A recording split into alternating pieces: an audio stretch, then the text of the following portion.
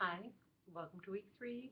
You've all been doing well in the class. I've enjoyed your posts, very interesting. The examples you've given show that you're really understanding the material that we're looking at. I want to give a shout out and congratulations to Holly, our fellow student who recently was able to land a job with St. Bernardine's Hospital in public relations. So congratulations to you there. I wanted to let you know that the courses that we have designed for the MAPR are really set up to help you get a high level position. So the idea is that, if you have job experience already and you finish this MAPR and you have your master's in public relations, that you will be able to go into an executive type position as a public relations practitioner. Now, some of you have less experience than others. You haven't been out of undergrad college that long, so you may be in like a junior executive position or an entry level where you can show your stuff and really show that you know what public relations is all about, with cutting edge course knowledge from our program, and then move up into a higher level position. But the things you are learning really will place you as a very valuable team member in the marketing and communication department, public relations department, depending on the scenario of where you're working, whether it be with a school, hospital, and healthcare, or it might be a PR firm. There are so many different options. But in any case, the material you're learning is good stuff that really can take you far. And it's since these courses were formed in the last year, they're very cutting edge. So you've got the latest material at your fingertips.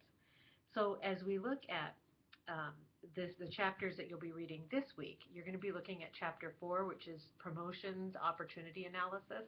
This is a really good chapter. This whole book is really designed to help you work in an interactive way with marketing people and designers and a team in a marketing and communication situation. And even if the title of the office you wind up with is strictly public relations, you often sit with marketing people, advertising people, designers. So it's really important to understand the language of the industry. Learning the vocabulary is really huge. When you know the terminologies and the acronyms and all the pet phrases of people within the field, it really helps you to function in a way that's very successful. So a couple of the key terms that you'll be looking at are promotions opportunity analysis. This is when the process marketers use, it's a process that's used to identify target audiences for a company's goods or services. This is very similar to the topic in PR where we look at audiences and we say, get to know your audience, research your audience so you know what type of message you need to deliver to that audience. Well, it's really very similar in advertising. So that's one key term you need to look at. Also, another term is communication market analysis. Often the process of discovering the organization's strengths and weaknesses in the area of communications and marketing and PR, it's really important to say, where are we strong, where are we lacking, what do we need to do to build this area up within our organization. Benchmark measures are starting points that are studied in relation to the degree of change following a campaign. So when you launch a campaign, a PR or advertising marketing campaign, you want to measure where you were when you began and where you were when it ended. So those are terms that go along with that. And there's several others that are really interesting. I would say really take a good look at page 111 and 112 and commit some of those terms to memory. The more you can expand your vocabulary on the lingo that goes with the field of public relations, advertising, and marketing, the more successful you'll be. A huge part of it is getting out there and networking. Part of being successful in public relations, as in so many other fields, it involves networking. I'm going to be sending out emails. There's a PRSA luncheon coming up on the 27th. There's the Quakes game coming up on April 10th where PR folks will be there to answer questions. There'll be a panel from various industries, including sports, at this event at the Quakes. We will be also scheduled. Tricia Hernandez and I came up with a couple of dates that we're going to be throwing out to you too after we come back from the Arizona conference. We'll be scheduling a Tuesday evening event to go over social media and to share with you what we've learned at the conference.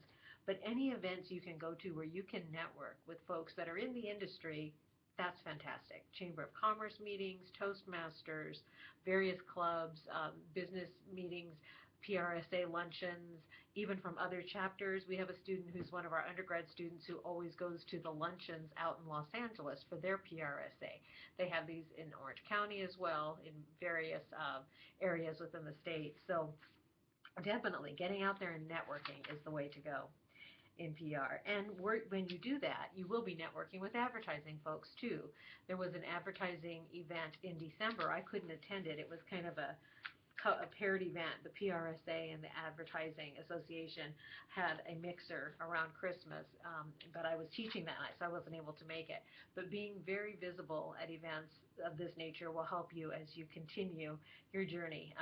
You should, if there are certain places that you think, I would love to work in this industry, I would say find out the associations that those within that industry belong to and join them or attend as a guest. By doing that, you'll place yourself in a situation where you can network and get to know key players within the industry. That's why it's so important also to go on conferences.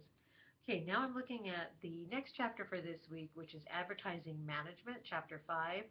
This chapter also will show you how you work with creative and how you work with designers and how you work with the whole team to put together advertising to provide your input. As the PR person, you may be shown, you'll be brought into the table usually at the beginning when the message is being crafted and when the research is being done. But then you'll also be shown a few possibilities and you'll weigh in and help to guide the advertising process. There are many examples of theme advertising and actual examples of ads through this chapter, so please enjoy those. And then when you get to the end of the chapter, you also have those key terms. And one of them is message theme, which is an outline of a key idea that the advertising program is supposed to convey. Sometimes there's a big advertising campaign and all they're trying to convey is one little slogan, phrase, message. So I placed an example of that up on our Blackboard folder for this week. And I hope that maybe this week you can also observe and see if you notice some key phrasing and themes within advertising. So you have a reflective essay this week, you have a discussion board, and you're beginning a research assignment that is due week 6. Basically, that assignment, you're identifying a nonprofit or company that incorporates advertising, promotion, public relations, and marketing comm. Now, many times they will use the word marketing comm in place of PR. So if you're confused when you look at for your target organization for this project, if you're confused, is this really PR or marketing? You can send me an email and I'll give you some advice on that. But usually, if it says marketing and communication, PR is involved as well. And also, the reverse is true as well. So you're going to research this entity on the internet and in print media, and you're going to create a 5-page paper and a 7-slide PowerPoint presentation describing the staff, the function of the team, and the services they provide. And you'll turn the paper in as an assignment in Blackboard, and also you'll be posting it in a discussion board so your course mates can see it. You may be thinking, what will I write this many pages on? 5 pages. Well, 5 pages goes pretty quickly. And you know with me, even if you're at 4.5 and you've said everything, I'm not going to dock you because I'm a fan of a well-written, concise paper. However, what I'd like you to look at is, as you see the team, I want you to integrate the material from the text this far with what you find about this entity that you're going to look at and kind of maybe evaluate what you can from observing what they do based on what the knowledge of the book. So you're going to be kind of synthesizing the material in the book to the information you can get on the website, on press releases, etc. And what you're really looking to identify in this is you're going to describe the staff, the function, the services they provide, maybe with examples of those services and functions. If you have questions, I leave this a little open because I want you to be able to interpret as well based on the company or entity you choose. But if you have individual questions, I'll talk to you on a one-on-one basis and coach you through it. So remember, I'm a prayer warrior. I woke up in the middle of the night praying last night. If you have prayer needs, I'm here for you. Send me an email and I will pray. If you have any questions, concerns, or just need coaching or help, please give me a call or send an email. Talk to you later.